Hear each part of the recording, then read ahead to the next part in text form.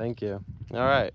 Okay, the way we do it, we start out with what we call the 4 L's, which stands for lights, leaning, leaks, and license plate. Okay. So we're going to start with the cab clearance lights. You want to say they're securely mounted, not cracked, damaged, or broken. They're the proper color amber.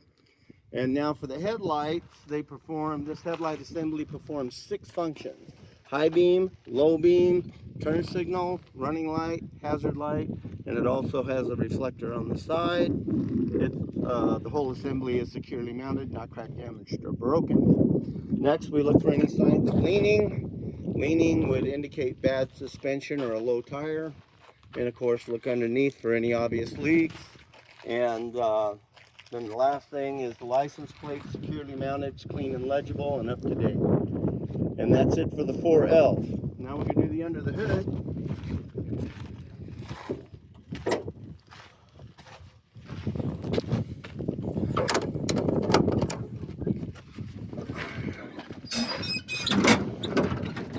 Now I don't know how they taught you in your school, but you know, for me, I break things up into groups, so you're not skipping around and try to keep things in a category. Okay. And you'll understand what I mean as I go on with the video.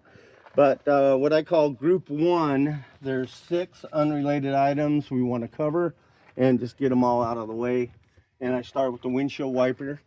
And the verbiage they like is you want to make sure the blade is up against the windshield properly. It's securely mounted to the arm. It's not cracked, damaged, or broken. The arm is not cracked, damaged, or broken, and securely mounted to the truck. Then we got our coolant reservoir, securely mounted, not cracked, damaged, broken, or leaking, and it's at its proper level. Next, we're going to move across over here to our top radiator hose. And for hoses, it's the same verbiage, securely fastened on each end with no abrasions, bumps, cuts, or leaks. Bumps and cuts, okay. Yeah. Then we're going to move down here to the dipstick. You don't have to do it, but just say I would remove the dipstick, wipe it off, reinsert it, pull it back out, make sure that it's at its proper level, reinsert. Then we're going to go to the frame. For frame, they want to hear no illegal welds, no excessive holes, not cracked, damaged, or broken. Then the last item in group 6 is going to be the air compressor. The air compressor on this truck is gear driven. It's securely mounted, not cracked, damaged, broken, or leaking. I don't hear any audible leaks from the compressor. Okay, that's it for group 1. Now I'm going to go to the next category, which is going to be all the steering components. Underneath the compressor, you can barely see it down there, but that's the power steering pump. And it's also gear driven. And you want to say it's securely mounted, not cracked, damaged, broken, or leaking. That's going to take us to our power steering hoses. Just group them all in one. You want to say they're securely fastened on each end with no abrasions, bumps, cuts, or leaks. That's going to take us up to the power steering reservoir. We want to make sure it's securely mounted, not cracked, damaged, broken, or leaking, and it's at its proper level. Then we're going to follow this hose right down to the power steering gearbox. Securely mounted, not cracked, damaged, broken, or leaking. Then we're going to go to our 3-piece steering linkage, which consists of the pitman arm, the drag link, and the tie rod back there. And we want to say they're securely mounted with castle nuts and cotter keys, and nothing's cracked, broken, or damaged. That's it for the steering components. Now we're going to go all the suspension components, and we're going to go to the leaf spring hangers. Front and rear, they're securely mounted. They're not cracked, damaged, or broken. Then we're going to go to the leaf spring itself, securely fastened on each end. It's also not cracked, damaged, or broken. And we want to say for leaf springs, they're also not scissored or separated. That's going to take me down to my U-bolts. We want to make sure that they're securely mounted, not cracked, damaged, or broken. Both the upper and lower shock mounts are securely mounted, not cracked, damaged, or broken. And the shock itself is securely mounted, top and bottom, not cracked, damaged, or broken. And shocks do have oil in them, so we want to make sure that they're not leaking. That's it for the suspension components. Next, we're going to go to all the brake components, and it's going to be the same verbiage for each axle you're talking about. So we're going to start with the hoses. Again, hoses securely fastened on each end, no abrasions, bumps, cuts, or leaks. Now, for the brake chamber and ring clamp. I just throw them in together because they're all right there, and nothing's cracked, broken, or damaged. It's securely mounted, and it does pump air through it, so it's not leaking any air. Next, we're going to go to our push rod. We want to make sure that it's securely mounted. All the hardware, the pins and cotter pins are in place. It's not cracked, damaged, or broken. Then we're going to go to the slack adjuster. Securely mounted, not cracked, damaged, or broken. Then when we get to the slack adjuster, we would tell the examiner I would chock my wheels and release my parking brake, come pull the slack adjuster to make sure that it has no more than 1 inch of pull. And then we're going to go to our brake shoes next.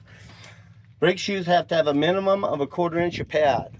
And then we're going to be looking for any signs of cracking or bluing, which would indicate that they were overheated. And we want to make sure that there's no grease or oil on them. Also, too, for the brake drum, no cracking or bluing on it, and no grease or oil on it as well. And that's it for all the brake components. Now we're ready to go to the tires and rims. Now in the video that Eric sent you, he goes up one side and down the other. I include both sides. I'm going to check both sides of my rims for any illegal welds. Make sure they're not cracked, damaged, or broken. Both sides of the tire beads. I want to make sure that they're properly beaded and not leaking. And for the side walls, no abrasions, bumps, cuts, or leaks. We're going to come to the tread side of the tire.